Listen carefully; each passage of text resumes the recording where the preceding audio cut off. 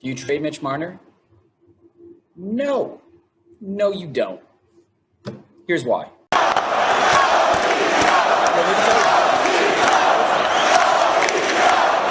First off, let's just break down Mitch Marner. Yeah, 24 years old, right winger, signed $10.9 million. Leafs drafted him 2015, round 1, number 4 overall. He signed till 2024-2025.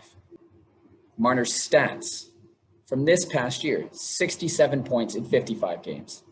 Last year, 67 and 59. Previous year, 94 and 82, 69 and 82. And he had 61 and 77. And then obviously junior career, he absolutely dominated. Playoffs haven't been as kind. This past year, 4 assists in 7 games. He was still a +1. Okay, 4 points in 5 games previous year against Columbus. 4 and 7 in 18-19. Then he had 9 and 7 in 2017-2018. 4 and 6 in 2016-2017. I know. This playoffs didn't go as the Leafs wanted. I'm a Leafs fan. I'm quite upset. But in no way am I enjoying all of these trade Mitch Marner. We need to trade Mitch Marner. He's a bum, all this stuff. People taking their jerseys and freaking lighting them on fire. Stupid. All right? Toronto has the superstar. You already have it. You've already developed him. He's a top 5 scorer in the NHL. He and Austin Matthews were lights out in the regular season. Playoff success. I know Leafs haven't had playoff success, but do you really want to break up that core? You have someone who is that good just based on that at 24 years old. So what we're going to do, let's look at other trades from back in the day all the way to his most recent, where the team who has the superstar trades him away, maybe because of the cap hit, maybe because they wanted to see if something else would work. And let's see if that actually made any dividends. So let's get right into it. First up, let's go back to the Winnipeg Jets when they had Teemu Selanne and they sent him off to the Anaheim Mighty Ducks. So I'll read this. I forget what website I got this off of. Selanne is a pure goal scorer, as the league has known, was traded for Mark Chouinard and a 4th-round pick to the Anaheim Mighty Ducks. February 6, 1996, for first-round picks, Chad Kilger and Oleg Tverdovsky, along with a 3rd-round pick in 1996. So that's Selanne, Chouinard, and a 4th, and all they get is a 1st, which is Chad Kilger and Oleg Tverdovsky, plus a 3rd-rounder. What? The deal changed whose life? The Ducks. It says here, pure robbery. Selanne went on to do amazing things. What did Kilger or Tverdovsky do in Winnipeg? Can anyone tell me? There's number 1. Trading the superstar away. Did they get better? No. What about Patrick Waugh when the Montreal Canadiens traded him away? So the Canadiens shipped Patrick Waugh to the Colorado Avalanche with captain Mike Keane. They got Jocelyn Thibault, Martin Ruchinski, Andrei Kovalenko. And who won? Oh, the team who got the superstar, the Colorado Avalanche. Stanley Cup contenders from there on. Stanley Cup winners. And Thibault, he had a career. Ruchinski had a career. Does it equal Patrick Waugh? No. What about the Calgary Flames when they traded Brett Hall to the St. Louis Blues? That must have worked out, right? 23 years old. Remember, Marner, 24. Brett Hall, 23. Okay, great season. 50 points, 52 games. All right. So they trade Hall along with Steve Bozek for Rob Ramage and Rick Wamsley. Well, Brett Hall became one of the most dynamic scorers ever, right? What was it? First season with the Blues, 41 goals. Followed this up with a total of 72, 86, and 70 goals in the next 3 seasons with the Blues.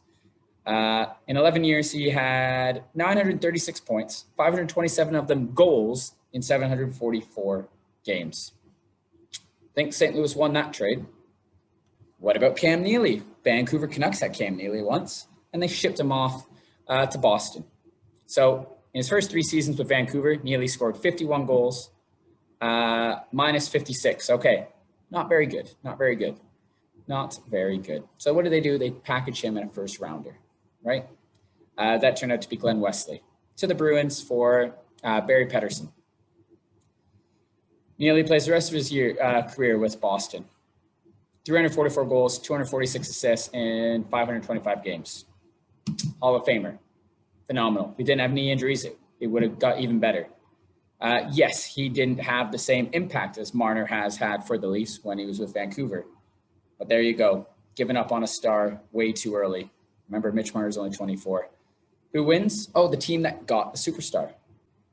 We're going to keep rolling with this. Calgary again, trading Doug Gilmour. Now, he wasn't a young, bright, young superstar. He was, 28.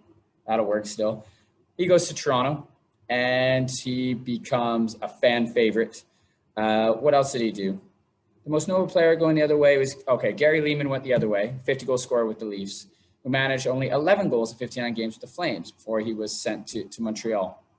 Gilmour went on to become one of the most notable leaders in Maple Leafs history. His presence in the locker room is well documented, while his on-ice abilities were also unique.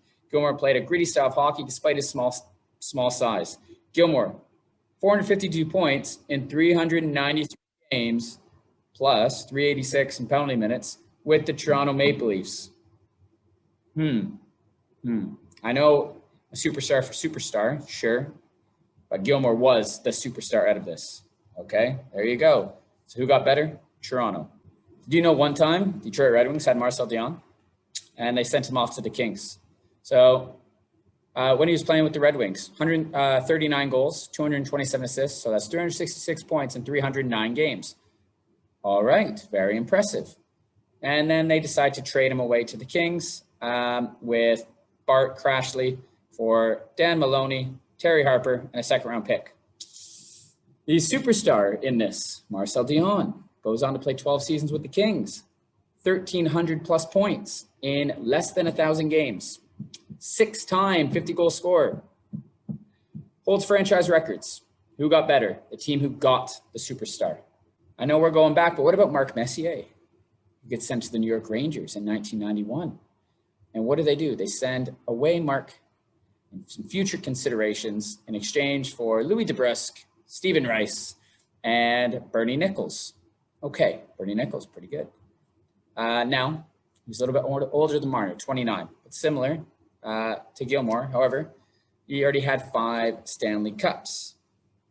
For the Oilers, though, the return that they got did not equal Mark Messier. He was the big superstar out of all that. In his first season, he had 107 points with the Rangers. Obviously, he lifted that Stanley Cup as well later on. In 1993-94, if anyone remembers that, the guarantee in Game 6, storybook, I tell you. Watch NHL Overtime 93. Brilliant little series that they had there. Watch it all the time on VHS. Anyway, Messier was the big superstar. Plus, what else they got? Rangers win the trade. They got the best player out of the deal. We can also look back to, what about the Hartford Whalers? Remember when they traded Ron Francis, Samuelson, Jennings to the Penguins for Cullen, Zalapsky, and Parker? Who won that trade? Oh, the team who got the superstar, the Pittsburgh Penguins. Oh, they added a superstar with their already superstars on their team. Yeah. Okay, you have Lemieux and Yager, you surround them. You surround them with good players. There you go. What if we go a little bit more recent? Okay, what about the Nordiques? When they had Lindros and they sent him away, right? They didn't want to waste their number 1 pick. So they trade him, the big power forward, the next big thing, trade him to Philly for Forsberg, Ricci, Hextall, Duchesne, Huffman, and future considerations, which I think also became money and something else. Now, what makes this different than other trades? 1, Peter Forsberg, for example, hadn't played. Eric Lindros hadn't played. You didn't know what they actually were going to bring in the NHL, though you knew Lindros was good because he played for Team Canada and everything like that. So what happened? How did this work out so well for both teams? Because the Nordiques asked if Philadelphia really wanted him, they were going to have to not just, little bits here and there. They wanted the whole shebang. Give us everything to get this superstar player. If Mitch Marner goes, you better get a whole hell of a lot. Then you have some people go, wow, well, what about the Boston Bruins? They traded away their superstar in Joe Thornton, and look, they won a Stanley Cup. Yeah, okay, let's look back at that, in 2005. So 33 points in 23 games for Thornton, right? Well over a point per game. Okay, let's trade him. Let's trade him to San Jose. We're going to get Marco Sturm. We're going to get Wayne Primo and Brad Stewart for him. But it's okay. Boston won the Stanley Cup. Let's see. So that's 2005. Joe Thornton goes on to win MVP, captain San Jose for years and years, deep playoff runs, etc. Let's look. When did Boston win the Stanley Cup? Oh, that's right, 2011. So does that argument really work? Okay. Trading away a superstar. Oh, but we won a Stanley Cup. 05 to 2011. Pretty big span there. You know what? Like, that's careers, right? All right. I don't think that argument really works. And now let's go most recent. Most recent, let's say the big trade. And I'm not going to include Dubois and Laine for right now anyway. Let's look at Panarin and Saad. Okay. So just like Mitch Marner, he has a high salary. All right. Panarin was expected to get a high salary. So what do? Chicago trades him. So what did they do? They got Panarin, Mott, and a 6th-round pick, and they get Brandon Saad back. Okay, yeah, I get it. He was signed for longer at $6 million. Who won that trade? Well, the Blue Jackets won. They got the better player. They absolutely shocked Tampa Bay, right? Eventually, they did lose him to free agency. I get that. But Mitch Marner signed longer term. Who's the better team in the end? I'm going to say it's the Columbus Blue Jackets because they had the superstar. It's more marketable as well. So overall, what am I getting at with this rant? In the end, if you are rebuilding and you have the superstar, you ask for things that will give you like a good start. Do you know what I mean? If you're a company, for example, you're asking for things needed to build a base foundation and watch it grow and add to it, develop it. You're like a new build, a new site. You're looking at developing within the next 5-10 years. The Toronto Maple Leafs are not this. They're already established. They're not rebuilding. You don't need that foundation. You have it. In this case, Mitch Marner is a young superstar. He is what you hope your foundation becomes. You don't replace it with potential. The only way you replace it is with something of equal value. You have a Ferrari, okay? You replace it for like a Lamborghini. You don't replace a Ferrari with 3 Honda Civics. You don't need to do that. You can get that cheap on the market. Maybe used, maybe a little bit war-torn. In hockey terms, prospects and veterans. You develop and you use what you can. The only way you trade Mitch Marner is if your return is that of someone who is equal. For example, like the rumors, Jack Eichel. As you can see, look at Eichel. Okay, look at his contract, very similar. Look at his stats. Okay. Now, his stats aren't going to match Mitch Marner's, but look who Jack Eichel plays with, right? High quality, that's what you want back. Just something that looks a little bit different, maybe a different feel. So no, you do not trade Mitch Marner. I've stated some prime examples earlier. And yes, I am sure there are others that go the other way, where you trade the superstar and what you get back really works out. But is it worth it? No. If you trade him and get a superstar in return, okay. If not, you build around him and the other superstars in the Leafs organization. You trial and error. You become the Pittsburgh Penguins and the Washington Capitals. You know, you have the core of pieces. You have the core pieces. You have the house.